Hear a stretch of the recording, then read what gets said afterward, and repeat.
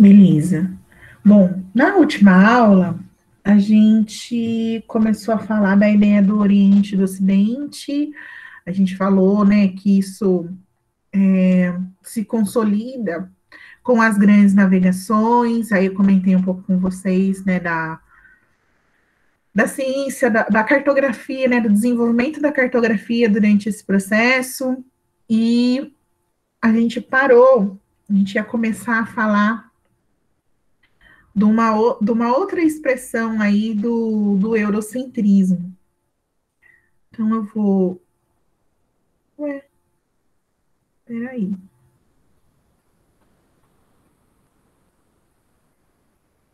Que estranho. Deixa eu ver o que eu fiz com o texto. Não tá aparecendo. Era só um minutinho, gente.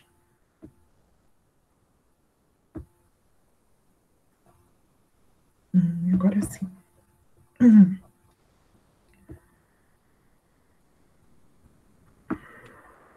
Aí a gente falou do Mercator, né? E falamos do eurocentrismo e do etnocentrismo, certo? A gente falou de tudo isso na segunda, não foi? Na segunda. Hein, gente? A gente falou ou não? Sim. Falamos, né? Então tá bom. Falou.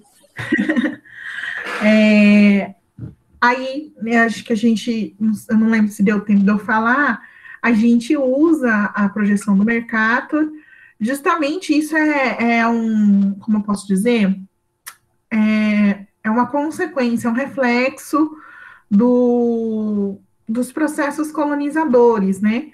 Então, assim, o mapa que a gente está mais habituado a observar é justamente o mapa do Mercator, né?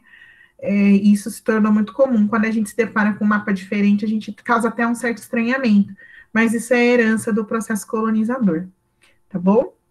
Bom, isso a gente falou na aula passada, perdão. Aí a gente vai falar um pouco agora de uma outra expressão do eurocentrismo, que é a ideia do meridiano de Greenwich, né?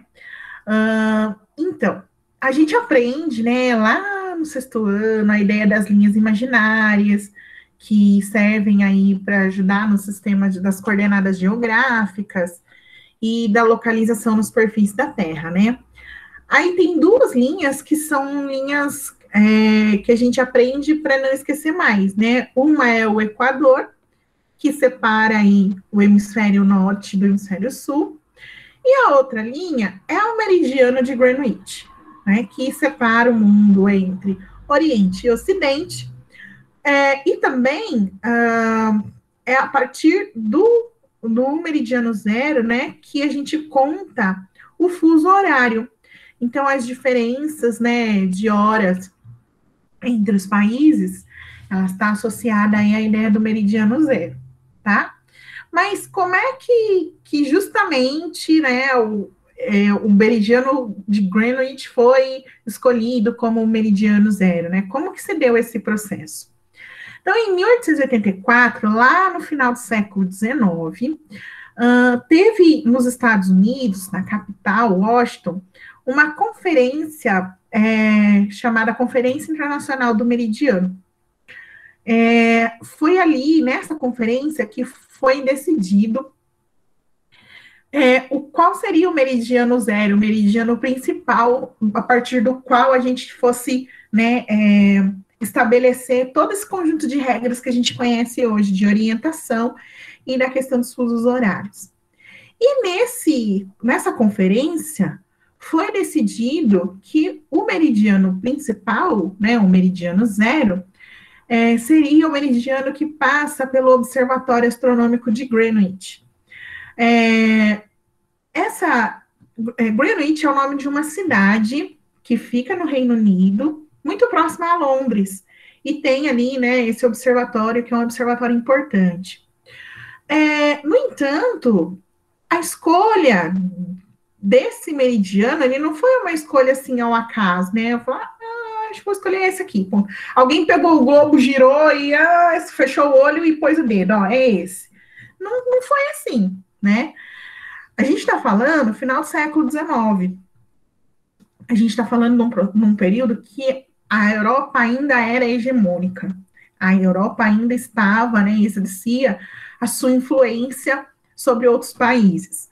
E a gente está falando também do pós-revolução industrial. Então, a Inglaterra, em especial, né, se desenvolveu muito nesse processo e não tinha ali a característica da Inglaterra ser, né, do Reino Unido, na verdade, ser uma potência econômica, além de ser uma potência marítima também, né? Desenvolveu-se muito essa questão da navegação ali. Então, o fato de ser uma potência econômica, né, de exercer essa outra influência, pesou muito na hora de decidir que esse seria o meridiano zero. Então, se a gente for pensar, vamos pensar friamente, se a gente está falando do planeta que é esférico, né, está mais o sólido geométrico que mais se aproxima do formato da Terra é uma esfera. Então, se é uma coisa esférica, arredondada, a gente poderia ter escolhido qualquer outro ponto para ser esse meridiano zero. Podia estar passando aqui pelo Brasil, podia estar passando lá pelo Japão, mas não. Foi escolhido um meridiano que corta o território europeu. Isso não foi por acaso, isso foi de caso pensado e foi mais um jeito de consolidar essa ideia do eurocentrismo, da Europa no centro. Está tão no centro, que a linha que divide o mundo em leste e oeste, em oriente e ocidente, passa pelo território europeu. Então, essa decisão, ela só reforça essa ideia do eurocentrismo. Tudo bem até aqui, gente? Sim. Sim. Sim, professor, isso aí eu particularmente sabia. Acho que a Ok, turma também. beleza. Aí, a gente já caminhando para o final da nossa conversa, a gente vai falar um pouquinho dessa ideia de orientalismo e de ocidentalismo, né? Então, o orientalismo, ele tem a ver com a visão que os países do Ocidente têm em relação aos países e aos povos do Oriente, tá? Geralmente, essa visão é uma visão preconceituosa, é uma visão que é carregada de imagens distorcidas da realidade que os povos do Ocidente lançaram sobre os povos do Oriente, tá? E aí, eu pergunto a vocês, vocês podem me dar um exemplo de uma visão distorcida que os povos do Ocidente têm em relação ao Oriente?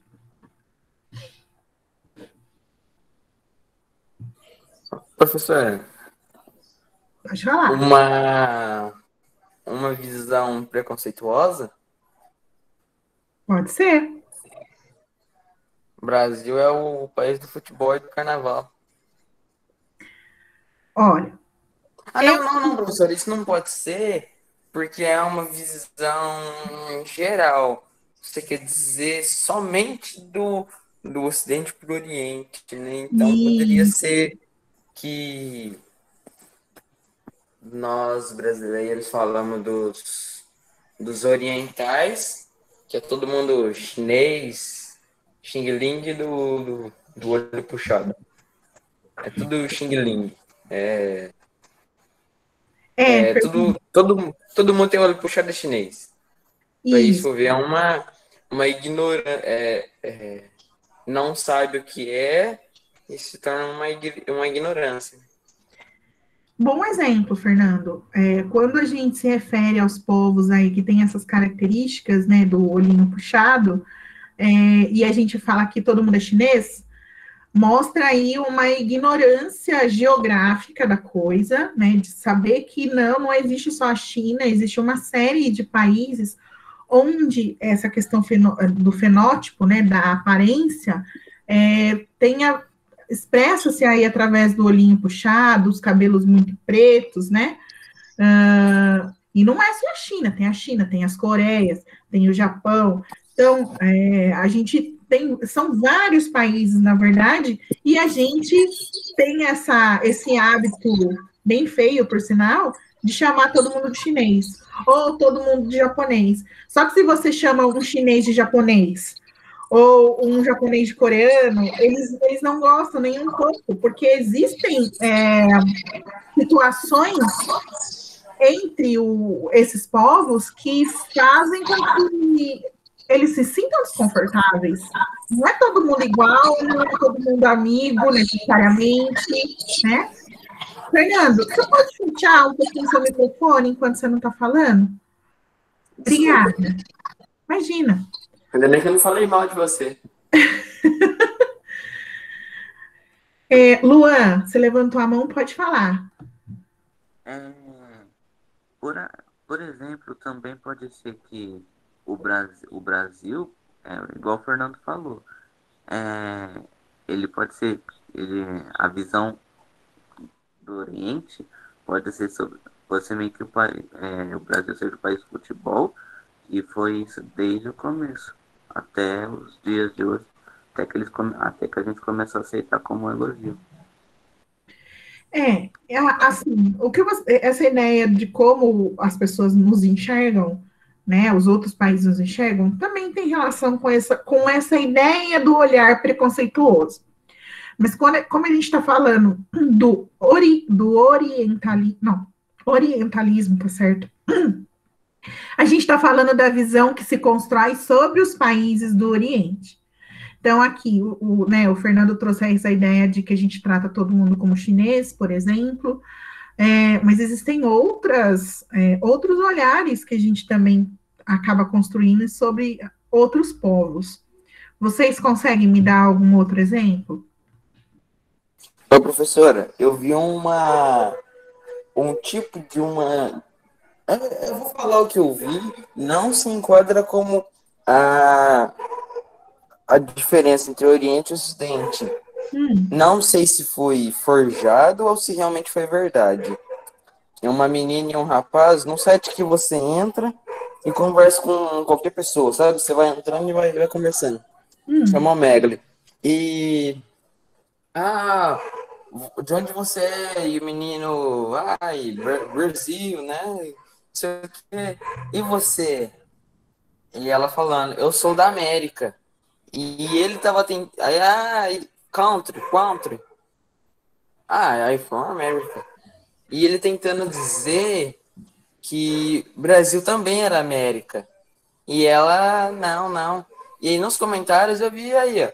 Ele não é bom de inglês, mas pelo menos sabe geografia. Se for ver, então poderia. Se fosse em outros lugares, porém a mesma situação, se enquadraria. Mas eu queria mesmo era compartilhar com você essa observação que o menino fez. Então, Fernando, na verdade, isso também é um resultado do processo da hegemonia estadunidense, né? Quando eles optam por se chamar de América, porque eles se chamam de América, né? Vocês podem observar qualquer político. Vide a campanha eleitoral ano passado, né? A campanha durante o processo eleitoral, né? Tanto Trump quanto o presidente eleito, John Biden, os dois se referem ao país como América. E isso, gente, é uma coisa que começou lá, que a gente falou lá no início do século XX, quando os Estados Unidos começou a exercer hegemonia. Isso começa ali. Isso tem raiz na formação dos Estados Unidos. Eles se chamam de América já tentando se colocar como sendo o país mais relevante, mais importante daqui, né? E a gente sabe, estudando geografia, que a gente também é americano, porque a gente está no continente americano. Americano, né? A América é o continente, o país é Estados Unidos. Mas esse processo é um processo que, através da fala, do uso de uma expressão, também faz com que um país se coloque como superior aos demais. Essa é uma das técnicas dos Estados Unidos, tá? Então assim, só para vocês entenderem essa ideia. Mas olha só, já que talvez vocês estejam meio tímidos com os exemplos, eu vou dar um exemplo aqui. Vamos imaginar que agora, nessa aula, entrasse aqui na sala um homem vestido com uma túnica, um turbante na cabeça e uma barba bem longa. Será que ia sair algum tipo de comentário a respeito da aparência dessa pessoa? Sim. Você saberia dizer, Adriele, que comentário poderia surgir? Que ele veio da África, o africano. Porque, tipo, eles gostam muito de, tipo assim, na África, eles gostam muito de usar turbante, esses negócios. Eu chutaria africano. Tá. Então, eu vou mudar. Teria algum comentário pejorativo, preconceituoso? O Luan levantou a mão. Eu acho que seria meio que um comentário xenofóbico, né? Porque a pessoa estaria fazendo comentário contra a pessoa de uma certa religião ou de um certo país. Isso. Seria, né, algo nesse sentido. Eu vou tentar ilustrar mais. Esse homem de turbante barba longa chegou também com uma mulher vestida com uma burca, onde só se via os olhos dela. Pode falar, Luan. Eu não lembro de qual que é o nome do país agora, mas é meio que onde as mulheres não têm tantos direitos como no resto do mundo. Sim. São países ali do que a gente conhece e chama de Oriente Médio. Gente, comentário preconceituoso. Vocês não falaram ainda que comentário preconceituoso poderia ser feito sobre a figura de um casal assim, uma mulher de burca e um homem barbudo de turbante. Professora, Pode falar. posso? Com culturas muçulmanas? Isso, um casal de muçulmano. Que tipo de comentário pejorativo as pessoas podem fazer para um casal muçulmano? Ah, professora, eu vou falar um aqui, mas não posso estar muito errado. Um comentário. Ó, terrorista. Não. Bom, terrorista. Deixa esse comentário só.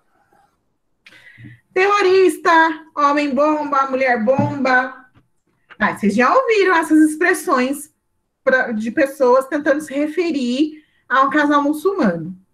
Seja em tom de piada, que aí você também já começa a desconfiar, porque se uma piada tá fazendo só um lado da risada, não é bem piada, né? Então, esse olhar, né, de classificar. Por que a gente faz isso? A partir de quando começa a ter essa visão de que pessoas, né, que aparentam ser muçulmanos necessariamente serão terroristas? Isso começa a tomar forma depois do 11 de setembro de 2001. Porque tiveram lá um grupo pequeno de muçulmanos que causaram todos aqueles atentados, aí a gente rotula como todo muçulmano é terrorista. E não é verdade, né? É a mesma coisa de falar que todo brasileiro é ladrão. Não é todo brasileiro é ladrão. Tem ladrão aqui, mas não é todo mundo que é ladrão. É a mesma coisa de falar que nos Estados Unidos todo mundo é racista. Tem racismo lá, mas nem todo mundo é racista. Então, é isso. A gente rotula as coisas e começa a ter esse olhar pejorativo. Então, essa questão de se referir, né, é terrorista, olha, o homem bomba, a mulher bomba, isso é uma visão distorcida da realidade que a gente exerce sobre eles. Vou voltar lá nos povos orientais. Eu vou dar um exemplo, gente, muito recente. Quando a gente ouve pessoas dizendo, eu não vou tomar a vacina da China, é uma visão distorcida da realidade. Por quê? Ué, qual que é a diferença da vacina da China para a vacina da Rússia, para a vacina, sei lá, da Inglaterra? Posso falar, professora? Porque às vezes vem de ladona. O que a gente criou, né? Então, Alana, só um pouquinho, Fernando. A gente vai pegar essa sua fala para a gente conversar também. Fala, Fernando. Porque a gente criou que eles estão errados e que a vacina pode ter coisa errada. Então, muita gente tem medo de se vacinar, entendeu? Com essa vacina. Então, ela se tornou duvidosa na língua do povo. É isso que a gente está falando. Alguém levantou essa bola aí de que, a vacina que vem da China, não sei não. E aí a gente ouve das coisas mais loucas. Eu acho muito interessante falar da ideia de que vão implantar um chip na gente. Galera, para rastrear o que a gente faz. Todo mundo anda com o celular no bolso. Você acha que quisesse rastrear o que a gente faz pelo celular, não dá para rastrear? E outra coisa, não é só a vacina que é feita na China que a gente vai consumir. Um monte de coisa que a gente consome vem de lá e ninguém nunca parou para ficar fazendo essa coisa. Nossa, meu Deus, o meu celular foi feito na China. Eu não vou usar não, porque foi feito... Gente, a gente está falando da segunda economia do mundo. Eles são o país mais industrializado que existe. Então, tem muita coisa que a gente consome que vem de lá. E aí, o problema é só a vacina, né? Deixa eu ver aqui, o Luan tinha levantado a mão. Pode falar, Luan. Também acho que as pessoas não querem tomar vacina chinesa porque elas têm aquele pensamento de tipo, a doença veio de lá, então pode ser que a vacina também tenha isso. E aí eu acho que é por isso que eles não querem tomar a vacina de lá. Isso, vai de encontro com a fala da Alana, que eu já vou comentar. Vou deixar o Fernando falar e a gente vai voltar nesse assunto. Pode falar, Fernando. Professora, a questão de também não vou consumir nada que é oriundo da China. Isso não é possível na nossa situação e nem como se fosse uma situação contrária. O exemplo nosso do Brasil, eu não vou dizer a China porque eu não conheço, mas muitos países dependem da produção do Brasil, de grãos, carnes, minérios, muitos países dependem de importar produtos do Brasil, tanto como o Brasil depende precisa importar produtos de outros locais também. E aí eu vou até fazer um recorte. Já existem países que estão deixando de comprar essas coisas que nós produzimos, porque enquanto a China é a segunda economia do mundo, o país talvez mais industrializado, a gente está aqui retrocedendo e virando uma fazendona do mundo, né? A gente está voltando para o período colonial, quando a gente produzia comida para o resto do mundo. Mas, enfim, isso daí é um assunto que a gente pode discutir num outro momento. Mas a gente já sofre sanções, e aí as nossas sanções, as pessoas deixarem de comprar as coisas da gente aqui, não é porque, essa soja veio do Brasil, tenho medo. Não, aqui a gente está sofrendo sanções porque existe um desrespeito em relação ao meio ambiente. Então, as pessoas se baseiam em fatos, e esse desrespeito tem prejudicado o comércio aí dos nossos produtos, né? Então, ainda tem isso. Além da gente não produzir coisas mais elaboradas, que desenvolvam ali, que necessitem de mais instrumentos tecnológicos, porque a gente sabe, né, que entre plantar soja e sei lá, produzir fibra ótica, as tecnologias usadas são bem diferentes. E a gente acaba consumindo esses produtos industrializados de outros lugares porque a gente não faz mais aqui. Isso é um aspecto delicado, né? A gente deixou isso acontecer. Mas, por enquanto, ninguém fala que não vai comer o frango do Brasil porque, sei lá, o frango é geneticamente modificado. Não, entendeu? Ninguém faz esse tipo de fala. E a gente está vendo isso acontecer com outros países. Aí eu vou rebatar aqui a fala da Alana e do Luan. Acho que vocês ouviram falar desde que começou, né, a essa situação da pandemia. Acho que vocês ouviram falar, né? Isso apareceu em vários programas de TV, que a última grande epidemia que a humanidade observou foi a de gripe espanhola, né? Lá no início do século XX. Veja, olha o nome que foi dado para a doença, gripe espanhola. Ela é uma doença que surgiu realmente na Espanha. E o que rola, gente? Foi um povo ficou estigmatizado por uma situação que, na verdade, tipo, não é o espanhol é que deu a doença, o espanhol... Não, gente. Era uma doença respiratória, então é questão de higiene mesmo, né? Higiene. Lavar a mão, não tossir na cara do coleguinha, esse tipo de coisa. Só que ela também se espalhou, afetou, né, e matou muita gente, né, guardando as devidas proporções aí, ela também matou muita gente no período em que ela aconteceu.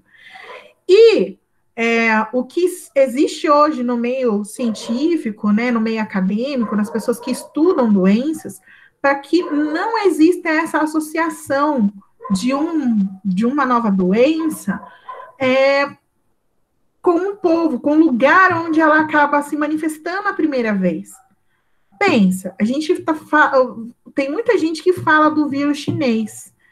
O vírus chinês, o vírus veio da China, não sei o quê, não sei o quê, não sei o quê. Primeiro que já existem relatos que esse vírus circulou em 2019 na Europa.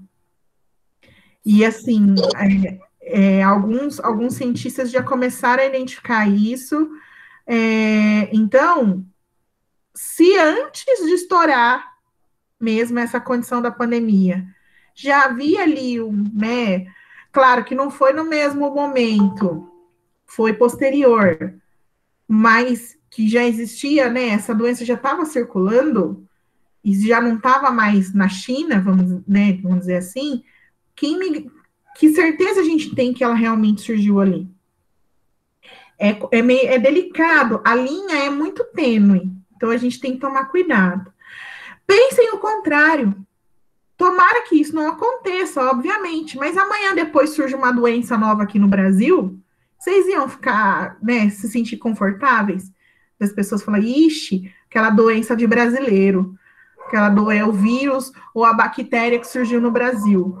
Vocês já tentaram fazer esse exercício de se colocar na situação do outro? Se fosse com a gente, será que a gente ia se sentir confortável? Né? Luan levantou a mão, pode falar, Luan. Tem uma dessa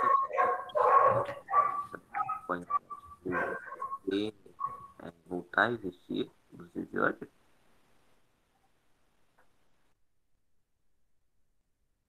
Caramba, tô falando com o microfone fechado. Você pode falar um pouquinho mais alto? Eu não consegui entender sua pergunta.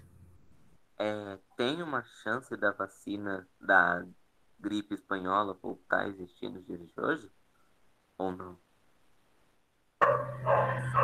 Então, honestamente, eu não sou uma grande especialista, né? Esse tipo de coisa, talvez até valesse a pena vocês perguntarem depois na aula de ciências. Mas eu acredito que sim, porque existem doenças erradicadas através, por exemplo, de programas de vacinação que recentemente voltaram a assombrar a população, né? Por exemplo, o sarampo. O sarampo, a gente tinha erradicado isso do nosso território. Aí, quando começou essa coisa de se duvidar de vacina, as pessoas deixaram de tomar vacina, essa doença voltou. E é uma doença que mata. Então, assim, eu acredito que exista a possibilidade, né? Não sei como seria, talvez, como eu disse, talvez valha a pena vocês perguntarem para a professora Camila, acho que ela tem mais propriedade para explicar. Mas eu acredito que não é impossível uma doença que rolou há 100 anos atrás aparecer novamente, né? Alana, você tinha levantado a mão, você ainda quer falar? Não, dona. Beleza. Então, gente, todos esses exemplos para a gente entender essa ideia do olhar preconceituoso sobre os povos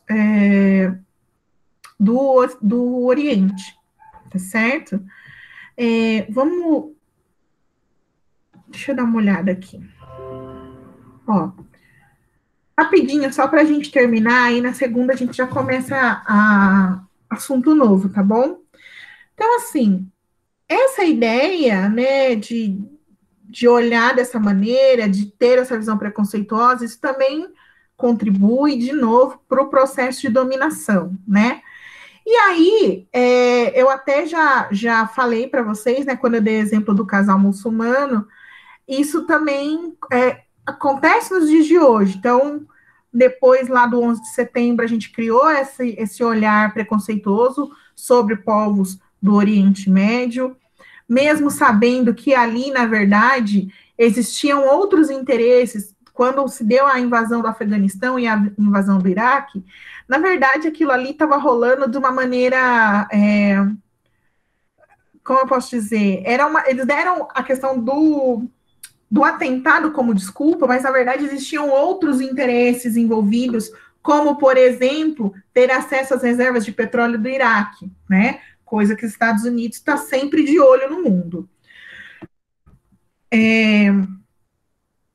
Professora, Pode falar, Fernando. o horário deu. Então, vocês podem ficar 2 minutinhos, eu termino? Pode ser? Pode. Até 20. Só para a gente terminar o texto mesmo, e em segunda a gente já começa coisa nova. Então, assim, pessoal, os países hegemônicos, eles, na verdade, eles se utilizam dessas ferramentas para atender seus próprios interesses. Então, quando é interessante criticar, ou falar mal, ou apontar possíveis defeitos, vamos dizer assim, de um outro povo, eles fazem. Quando eles precisam fazer vista grossa, por exemplo, tô vendo ali um país que está vivendo um regime autoritário. Só que eu tenho interesses ali e esse regime autoritário me ajuda a conquistar esses interesses. Então, eu faço de conta que eu não estou vendo e sigo minha vida. Um exemplo muito claro disso foi a postura dos Estados Unidos do período em que aconteceram as ditaduras pela América. Então, enquanto estava rolando ditadura aqui na Argentina, no Chile, no Uruguai, enquanto estava rolando ditadura nesses países, o governo estadunidense apoiava esses regimes, ajudava a manter os militares no poder e fazer esse processo de opressão, porque eles tinham interesse nesses territórios especificamente. Então, é aquele famoso dançar conforme a música, né? Quando me interessa, eu ajo de um jeito, quando eu não tenho tanto interesse em determinado lugar, eu vou agir de outro, tá certo? Então, gente, até aqui tudo bem, pessoal? Tranquilo? Achei que Tudo bem, professora. Achei que foi bem produtivo hoje, vocês falaram bastante, a gente conseguiu trocar ideias. Eu vou parar então aqui a gravação. E